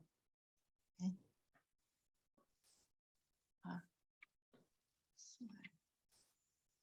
네, 계속 읽어주세요. 지식만 추구하는 것은 그에 따른 지혜로운 해석이 없이 그리고 종교적 체험을 보는 영적 통찰력 없이 궁극의 비관과 인간의 절망으로 이끈다. 얄팍한 지식은 참으로 사람을 불안하게 한다. 이 책을 기록할 때 유물론 시대의 최고의 고비는 지나갔다. 사물을 더 이해하는 시절이 이미 밝아오고 있다. 과학세계의 상급 지성인은 철학면에서 이제 더 전적으로 유물론을 지지하지 않지만 하층계급의 사람들은 옛 가르침의 결과로서 아직도 그 방향으로 쏠린다. 그러나 이 물리적 현실주의 시대는 땅에서 사람의 일생에 지나가는 사건일 뿐이다. 현대과학은 참 종교를 예수를 믿는 사람이 인생에서 풀이된 예수의 가르침을 다치지 않고 두었다. 과학이 이룩한 업적은 인생을 그릇되게 풀이한 유치한 환상을 깨뜨렸을 뿐이다. 질문 있습니까? 유물론 유물 사상이 한 곱이 넘어갔다. 그런 얘기예요. 희망을 가져라. 지금부터? 20세기를 지나서 사람들이 종교적인 것에 더 신경을 쓴다는 얘기죠. 희망이 많네요. 네.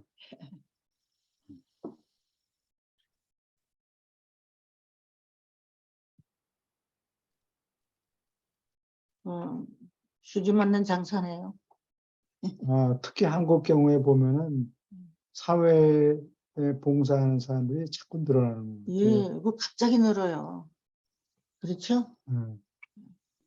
돈만 지금, 버는 게 장사가 아니다. 갈 때마다 사람들의 태도가 영 달라져 있더라고요.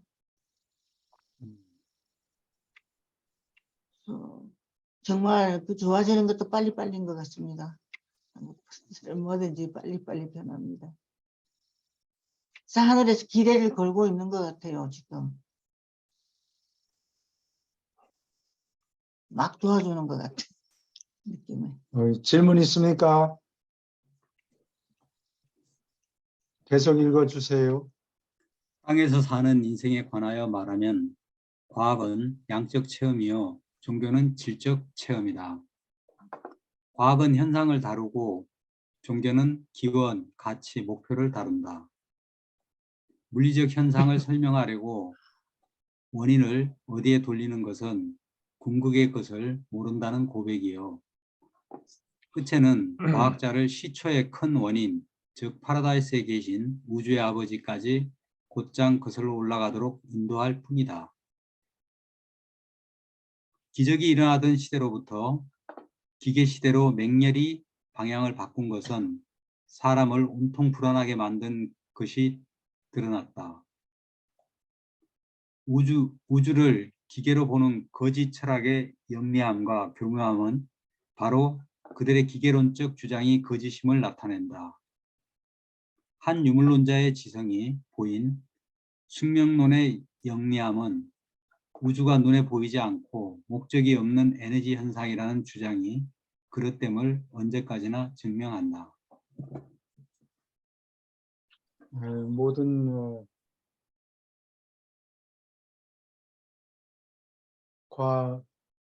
과학적인 문제를 분석하는 거 보면 무슨 문제가 있으면 그게 원인이 어디 있다, 어디에서 오는 것이다 이렇게 설명하죠.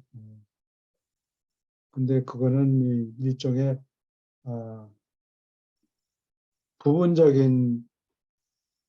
부분적일 수밖에 없죠. 그런 과학적인 분석, 경제학도 네. 포함해서. 그래서 이게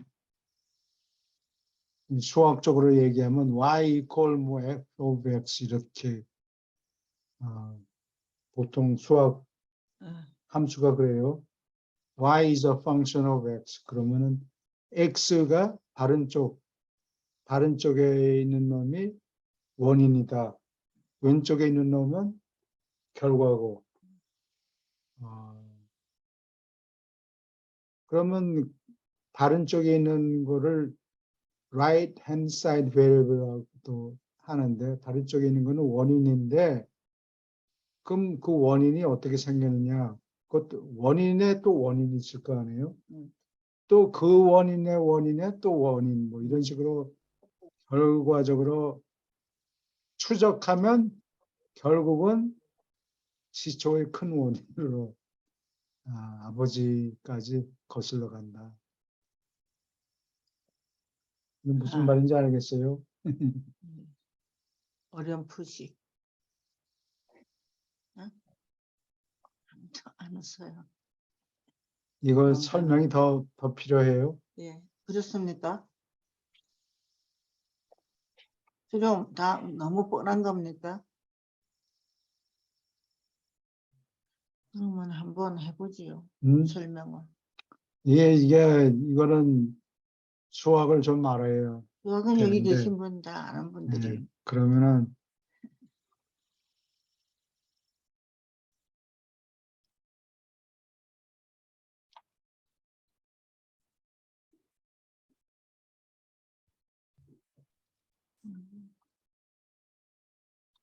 지루하게 만드는 건지 모르겠다. 뭐를 찾아야 되나?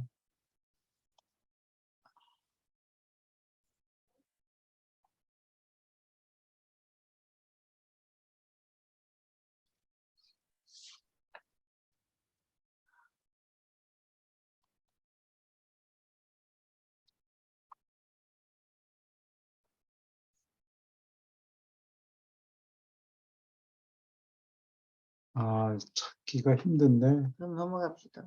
넘어가.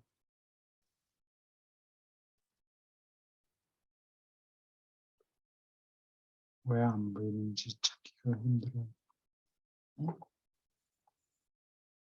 넘어갑시다. 그냥 넘어가요. 그만큼 설명하면 될 것 같아요.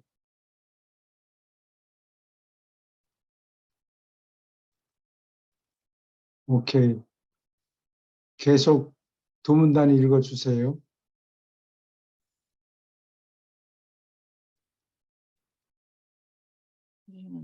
선생님, 아니 조금 올려주셔야 될 것 같은데. 그래요? 예.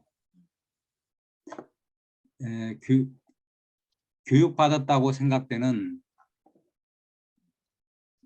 어떤 사람들의 기계론적 자연주의, 거리에 있는 보통 사람의 지각 없는 세속주의, 이 두 가지는 순전히 사물에 흥미를 가진다. 이런 사상은 영적 성질을 가진 어떤 진정한 가치도, 인정도, 만족감도 낳지 못할 뿐 아니라 믿음과 희망과 영원한 보장이 빠져 있다. 현대 생활에서 하나의 큰 문제는 사람이 너무 바빠서 영적 명상과 종교적 예배를 위하여 틈을 낼 수 없다고 생각하는 것이다.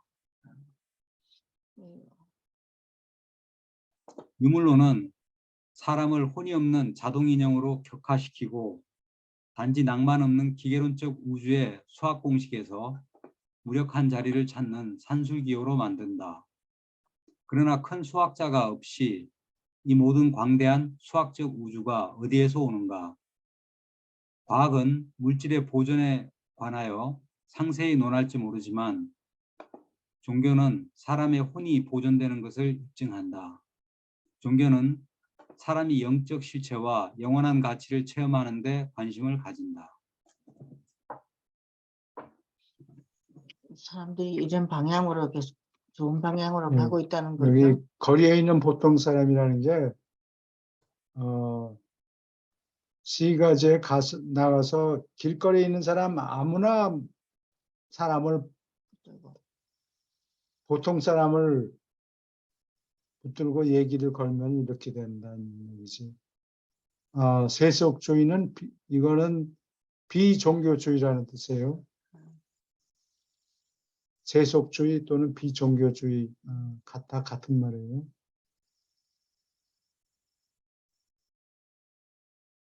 이게 보통 사람들이 지각이 없다는 얘기입니까? 보통 사람들이 네. 지각 없는 지각 없이 비종교 과학만 따지는 사람, 네. 종교적인 거, 영적인 거를 전혀 생각지 않은 사람 얘기예요. 사람들은 그런 사람 똑똑하다 그러죠. 어, 영적인 사람을 미신 믿는 사람이라고 생각하지 않아요. 예.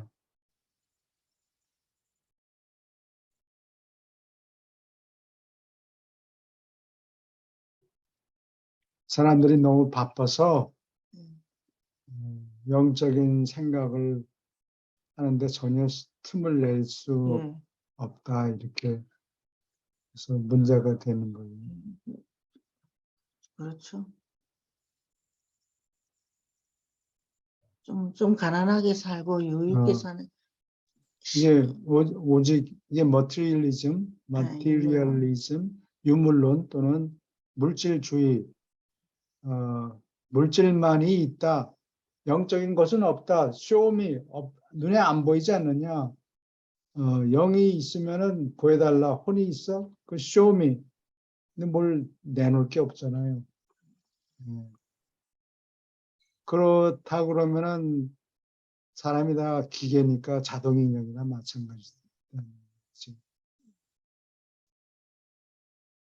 자동인형이 무슨 얘기인지 아세요? 자동인형? 어, 모르겠는데요. 옛날에는 유럽에서 저기 자동인형을 많이 만들었어요. 네.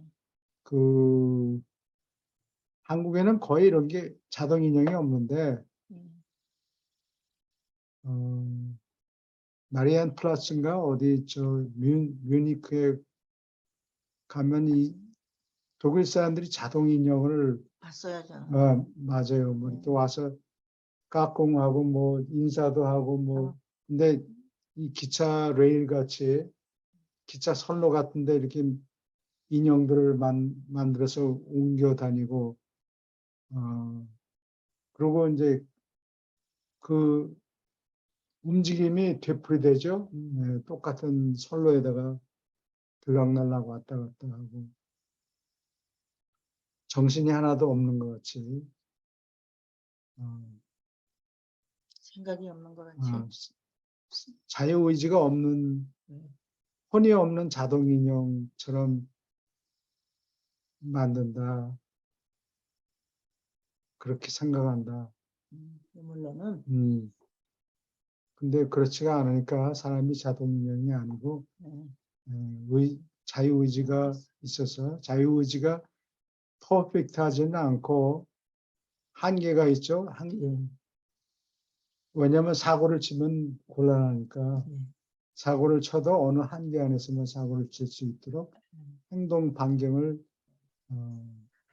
제한해 놨죠.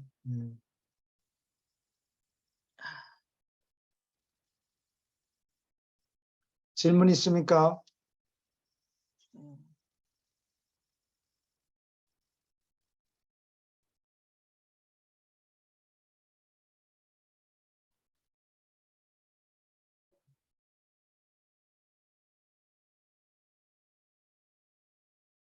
예, 계속 읽어주세요.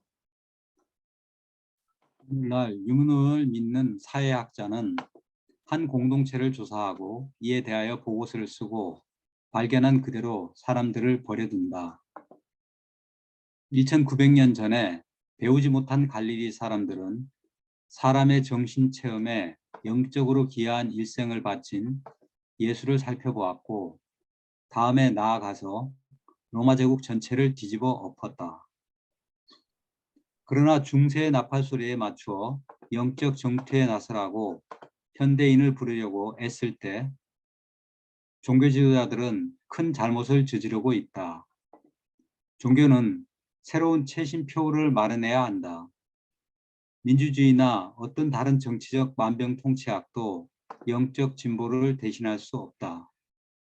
거짓 종교는 현실로부터 도피를 의미할지 모르지만 예수의 복음은 영적 진보가 있는 영원한 현실에 바로 그 문화까지 필사인간을 데려갔다. 예, 이 갈릴리 사람들이라는 게 예수님이 12제자를 얘기하죠. 예, 12사도가 뭔가 봐서 뭔가 봤기 때문에 목숨을 바쳐도 전혀 신경 쓰지 않고 목숨을 바쳐서 말씀을 전한 거예요. 그래서 로마 제국 전체를 뒤집어 엎었다. 그렇죠? 서기 313년인가? 314. 아니, 313년일 거예요. 313년에 밀라노 칙령을 내려요. 그래서 기독교를 인정한다. 네. 더 이상 콘스탄틴 대제 때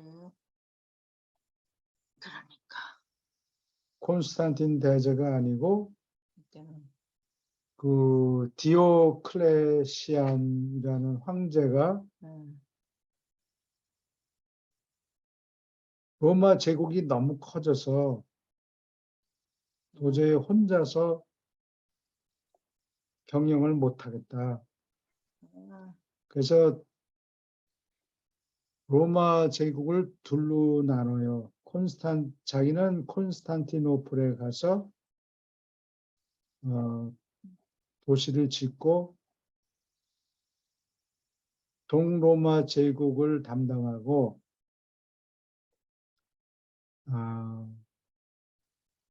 서쪽에는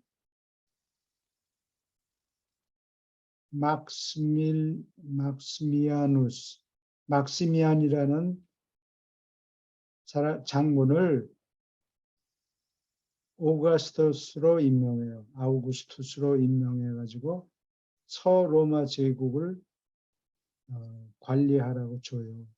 그리고 각 아우구스투스가 밑에 언더링 밑에 쫄병을 카이자라고 불러요. 카이자로 임명하는데 하나는 내가 기억이 잘 안 나는데 자기 밑에 콘스탄티우스라는 장군을 두는데 그 콘스탄티우스가 나중에 콘스탄틴 대제의 아버지예요. 그래서 이렇게 네 조각을 만들어요.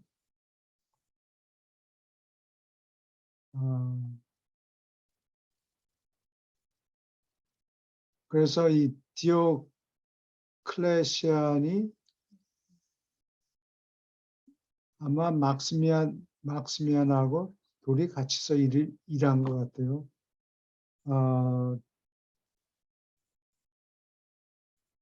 기독교를 공인하고 인정하고 더 이상 박해를 그만둬요. 이때? 그래서 시간이 좀 걸렸지만 이게 100년, 200년, 300년 안에 300년 안에 기독교가 공인이 된 거예요. 그리고 로마 제국 전체를 뒤집어 엎었다. 그래서 기독교는 로마 제국 여러 가지 잘못이 많지만 그거를 인정하고 또 로마 제국은 기독교를 인정하고 서로 공생하게 된 거예요. 로마 제국 기독교를 인정했다고요? 네, 그래요.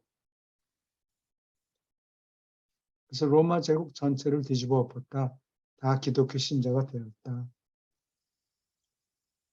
적어도 겉으로는 아하. 뭐 마음속으로는 딴 생각하고 있는지 몰라도 겉으로는 다 로마의 지성인들이 다 기독교인이 되었다. 그런 얘기예요. 캐톨릭이죠. 그때 얘기한 기독교는. 카톨릭하고 신교? 그리스 정교가 아, 퍼졌는데 이 중세가 뭐냐? 중세나 다크 에이지, 암흑 시대나 다 비슷한 말인데 신교.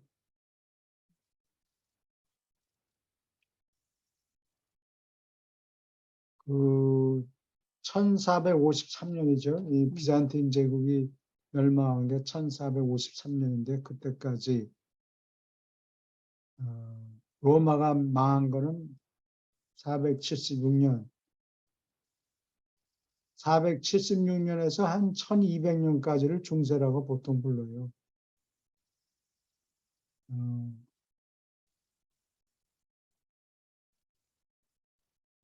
중세의 나팔 소리에 맞춰서 현대인을 부르려고 애를 쓰면 옛날에는 먹혔는지 모르지만 지금은 그게 안 된다.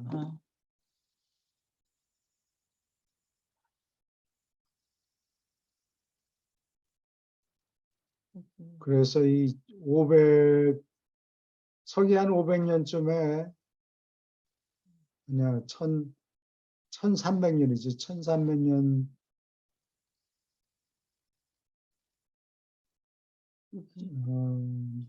르네상스가 언제냐? 1500년 경에요. 1500년 경에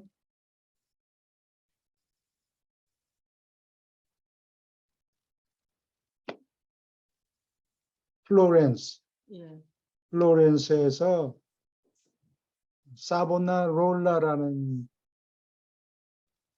도미니칸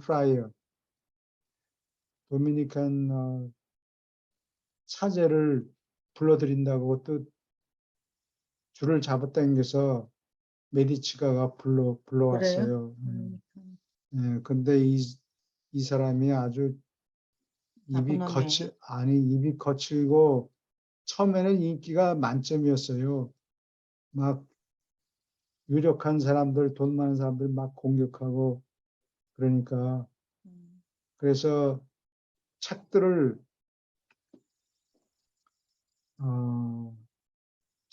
막 불온한 사상을 가진 책들, 그다음에 새 화가들이 그림이 너무 여자들이 벗었다. 그 스프링이라는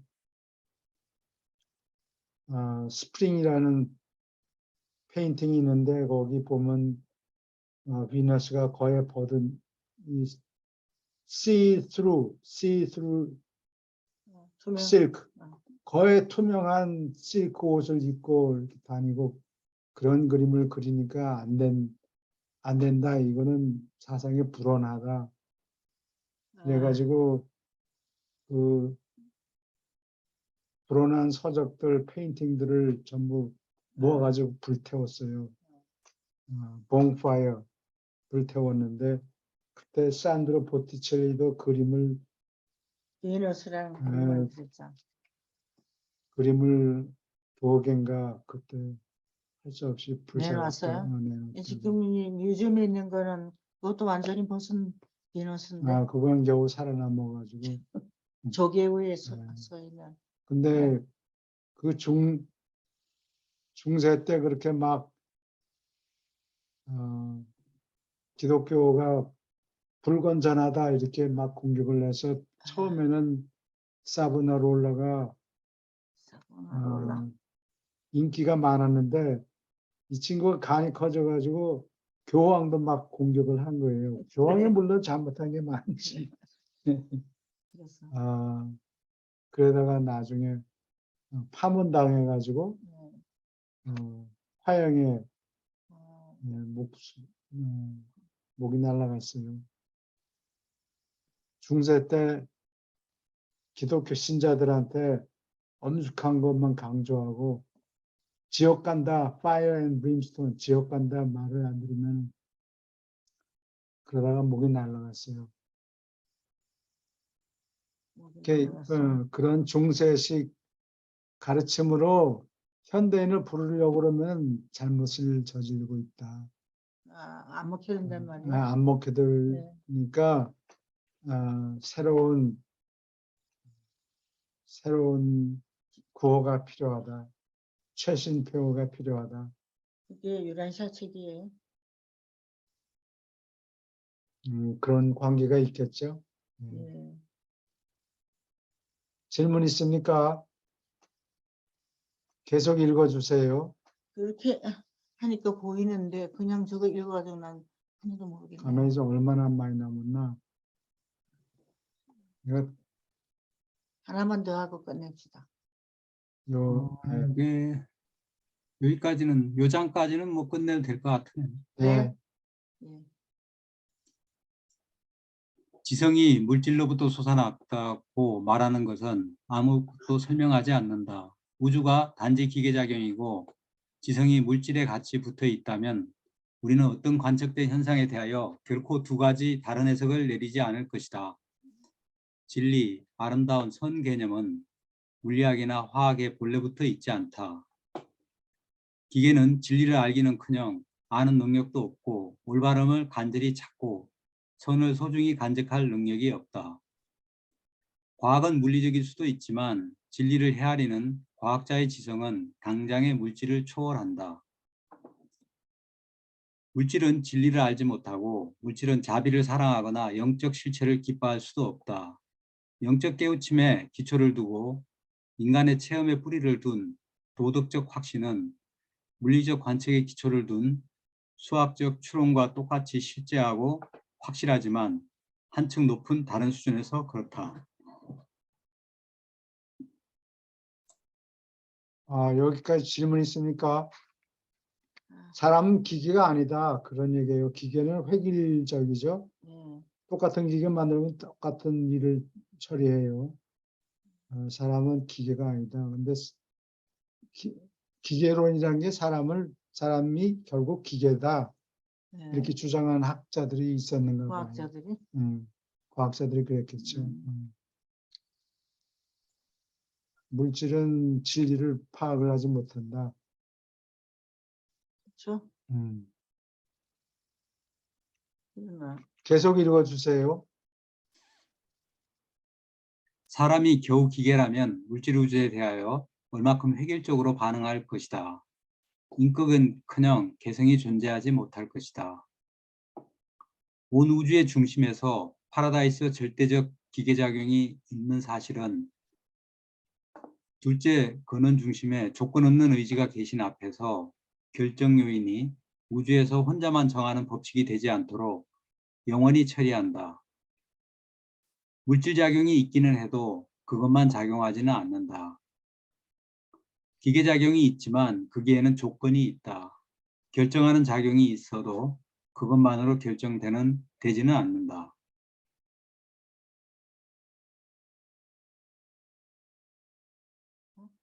그것까지 하고 끝냅니다. 계속 읽어주세요. 지성과 영, 이 둘이 함께 존재하지 않는다면 물질로 이루어진 유한한 우주는 궁극에 획일적이고 결정론대로 될 것이다. 우주 지성의 영향은 물질 세계 속에서 항상 자발성을 주입한다.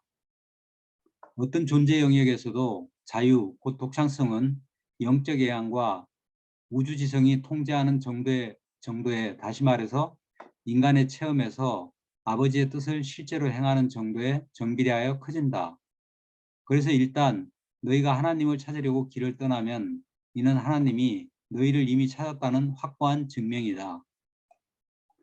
진리, 아름다운 선을 진지하게 추구하는 것은 사람을 하나님께로 인도한다.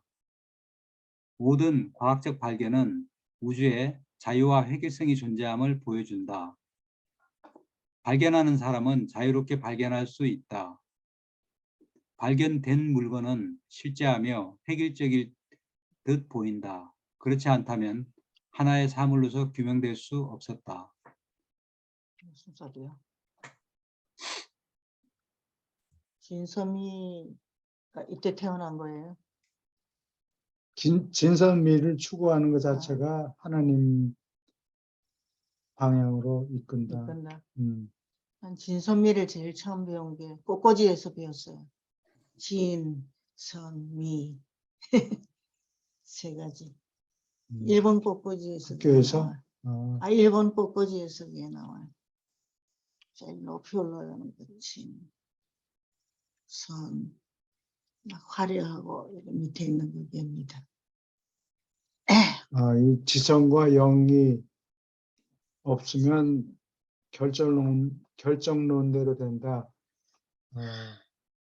수학적으로 또는 물리적으로 한 방향으로 결정이 난다.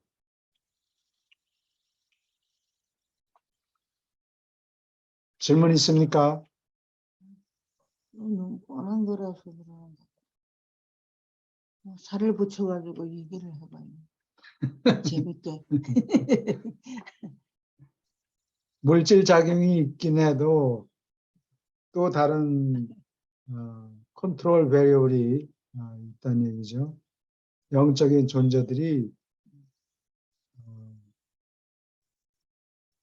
배경에서 조정하고 또 각 지적인 존재들한테는 지성이 있기 때문에 판단을 하고 위험을 피하고 앞으로 나아가고 그런 행동을 하겠죠.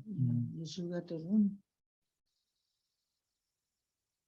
그리고 결정하는 자유의지 때문에 결정하려고 하는 작용이 있지만 혼자서 다 결정하는 건 아니에요. 각자 자기가 할 수 있는 게 있고 또 주위에 집단 또는 배경에서 다른 베리어블, 다른 변수들이 많죠. 질문이 있습니까? 오케이. 그러면 오늘은 여기까지 하고